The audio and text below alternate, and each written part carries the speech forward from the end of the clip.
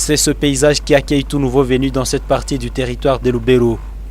Déjà en entamant la basse terre en provenance de Butembo, l'on peut observer ces palmiers partout, même le long de la route. Ces plantes ne sont pas de simples fleurs pour enjoliver l'environnement, mais les construisent aussi bien. Cela justifierait aussi bien la fertilité du sol de cette partie, expliquent des agronomes de la région. Ils encouragent la population à saisir cet atout et en faire toute une culture. Le palmier à huile contribue à la fertilité du sol. Ce sont des déchets qui tombent sur les régimes de palmiers à huile. Oui. Les fleurs là, quand ça fane et ça tombe jusqu'à la base, jusqu'au pied du palmier à huile.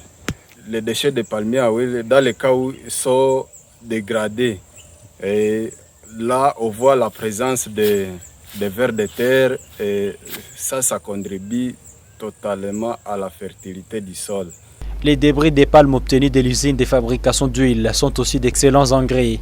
Elvis Vihamba encourage les habitants à l'expérimenter dans leurs champs. Les débris des usines, les déchets là, des usines de palmes, là où se trouvent ce qu'on appelle les huileries, il y a l'engrais car ces déchets sont décomposés, ils forment un bon engrais. Bon, si on peut créer le compostière, tant mieux, mais souvent on les laisse pourrir et puis les capitaliser.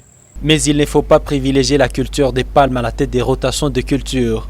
Sa pérennité peut cependant freiner d'autres cultures à se développer dans de bonnes conditions. Le palmier à huile ne doit pas être à la tête de la rotation de cultures dans les champs parce que c'est une plante à long cycle. La chaîne de consommation des palmes est si longue qu'après l'extraction d'huile, les débris est servi comme engrais au sol.